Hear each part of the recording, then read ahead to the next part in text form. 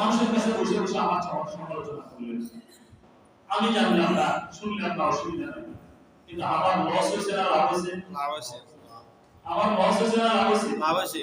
কেমন লাভ হলো?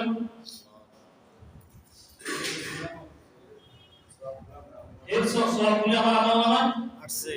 সে আমার দুশ্মনী করতে যাই, আমার বিরোধিতা করতে যাইয়া, আমার বিরুদ্ধাচরণ করতে যাইয়া সমালোচনা করলো। আমার সমালোচনা করিয়া সে তার নামাজের সওয়াবটা আমারে দিয়ে দিল, আমার গুনাহটা সে নিয়ে নিল। তাহলে সে আমার ক্ষতি করলো না লাভ করলো? দুনিয়ার লাইনে যদিও ক্ষতি হল, পরকালের লাইনে আমারে কি করলো? কতগুলি নেকি, আমি নামাজ পড়লাম না, এই কতগুলি সওয়াব পেয়ে গেলাম।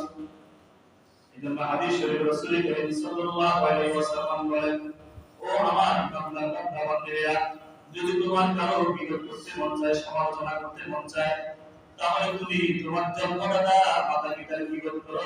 কারণ মাতা পিতার বিরোধ যদি মানুষের না চায়, রাস্তাঘাটে দাঁড়িয়ে বলো আমার বাবা খারাপ, আমার বাবার এই দোষ, আমার মায়ের এই দোষ, এই সমালোচনা বিরোধ করার কারণে আমি সন্তানের ন্যায় আমলগুলি সওয়াব আমার আম্মার আমলনামায় চলে যাবে।